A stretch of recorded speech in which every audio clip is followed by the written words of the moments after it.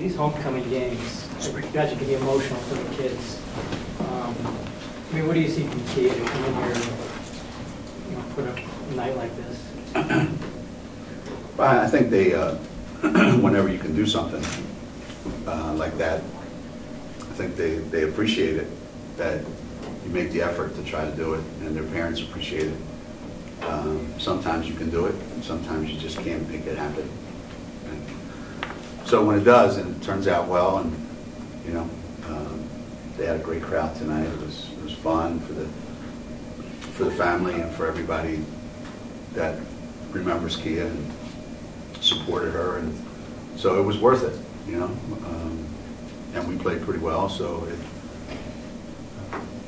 I know she really appreciates it, and we enjoyed doing it. Talk about Lou's performance tonight. Lou?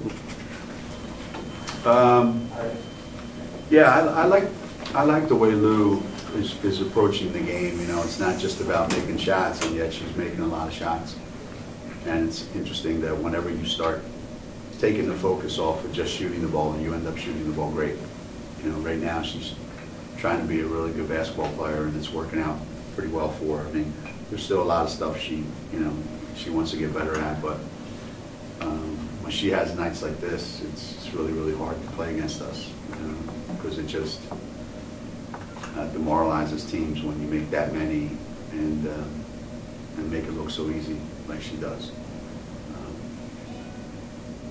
We're very fortunate, for sure. So we want to keep her healthy. Geno, do you remember when Shea Ralph, she sees Kia in that tournament in Washington, D.C., do you remember what she told you over the phone? Well, what happened was, I saw Kia earlier, and I got some bad information. Somebody told me that she was a senior, and that so I just assumed that she was already going to college someplace. So I didn't think any more about her.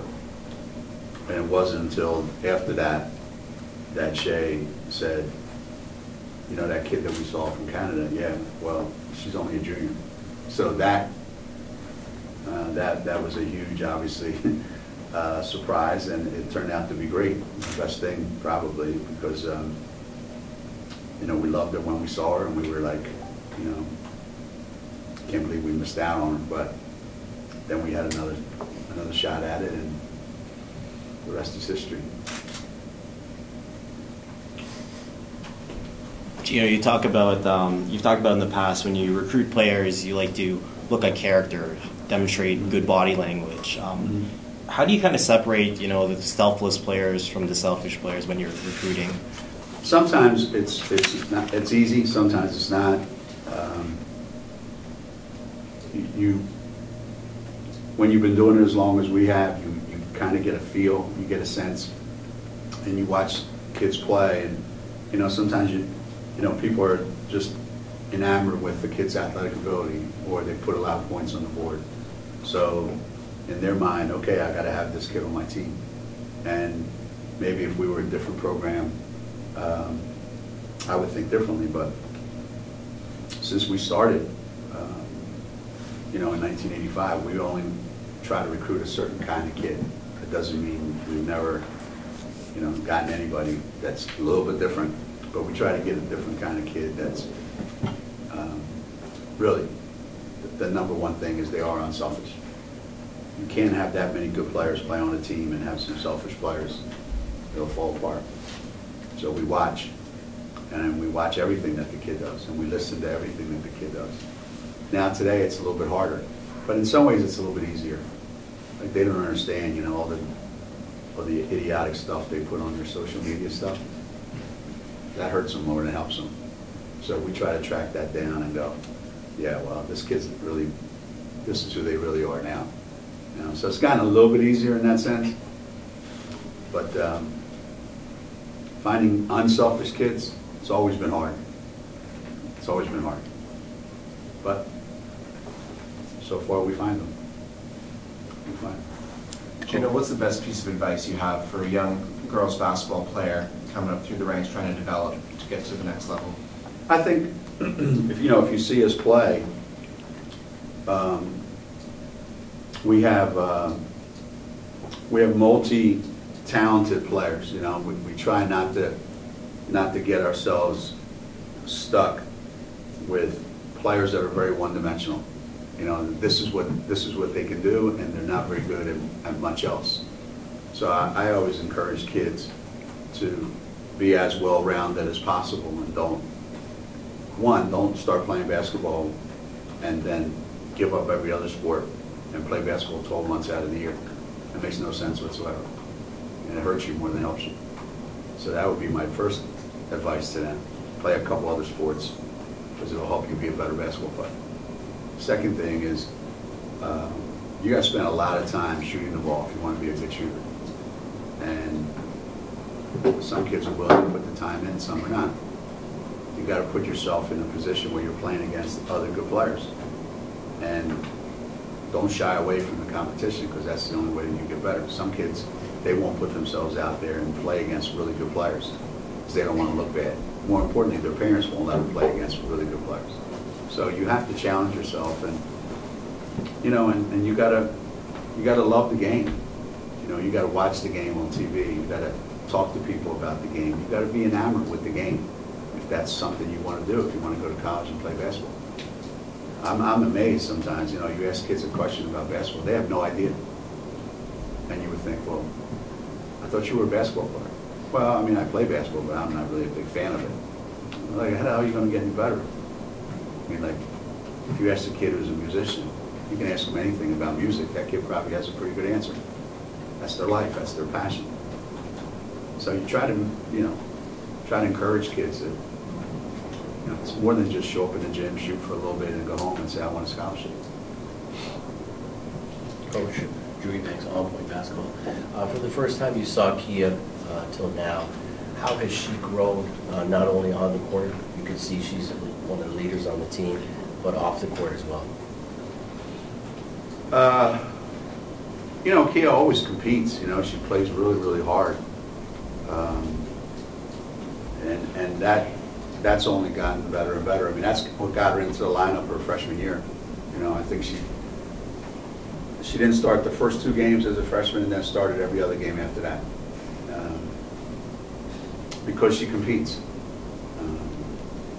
She's become a better shooter. We've tried to get her to slow down a couple things. You know, she thinks that the harder you do something, the better it'll get. And you know, I said, we don't wear skates. You know, this is basketball court. You know, like, you can't just, you know, this is not the way this works. You know, like, that kind of productive at times. She tries so hard, you know, and wants to go so fast, and we've tried to slow her down a little bit, but it's not easy because she's so stubborn. But you know, coming from a family that she comes from, it's a very competitive family, and they've had a lot of success in athletics. So I think she puts a lot of pressure on herself to live up to that, and that's good and bad. So we're trying to help her just manage the whole thing that kids go through, you know, 4 years in college. You know, and she's done a great job. She's done a great job. She's very emotional. She wears all her emotions on her sleeve, and that's good and bad. Have you also been taken out in the Canadian talent, the other Canadian groups coming up? And yeah. What do you see from America? Obviously, we know the men's game, all the players coming from Canada and the NBA, but what do you see on the women's side coming from Canada? There's still a lot. There's a lot of Canadian players playing in colleges in the States, and there'll probably be even more as you know the game is expanding. And you know, I was just talking to Coach Casey from the Raptors, and we were talking about all the international influence in Canada now, and how these kids are growing up in an environment that's changing all the time, and they're coming at you with a lot of different skills and a lot of different nationality mixes, so that you've got you've got kids that, in some cases, the game just comes natural to them. And in some cases, they have aspirations other than ice hockey, you know? Not that that's not still always going to be the number one thing, but there's a lot of really good young girls players. You know, we're trying to recruit a couple of them now, as a matter of fact. And I've developed a great relationship with Michelle and the Federation, and we have a great rapport and a great relationship, and we always talk about the growth of Canadian basketball, and you know, being at the level that they were at the Olympics, that's pretty huge. You know, I know Kia feels terrible. She played lousy in the medal game, and they got beat. So I remind her of it all the time. That was the best part of me being the Olympic coach, was so I could tell her all the time. I root for you guys all the time, I would tell her, because I want to play you guys in one of the medal games.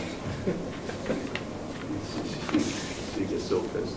We've got time for one or two more. It's been an emotional week with your 1000th win, and then Kia coming home. Is it nice to get this Christmas break and then get focused on conference play for a little while before South Carolina? I think the players are anxious to get away from it, you know, and they had exams too last week. So it's a lot going on.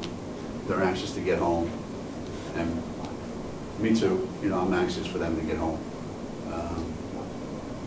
It's been a long grind. You know, we started in August, and then the trip to the West Coast took a lot out of us. So yeah, this will be the longest Christmas break we've had.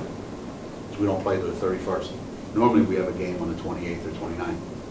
So this will be really good. They go home tonight, tomorrow morning, and they don't have to be back to the 28th. So it's really good. Yeah, they're really going to enjoy this break. Geno, how important was that game in Kia's freshman year against Stanford? You guys lost that game and she fouled out. How important was that to her in terms of learning from experience like that? Yeah,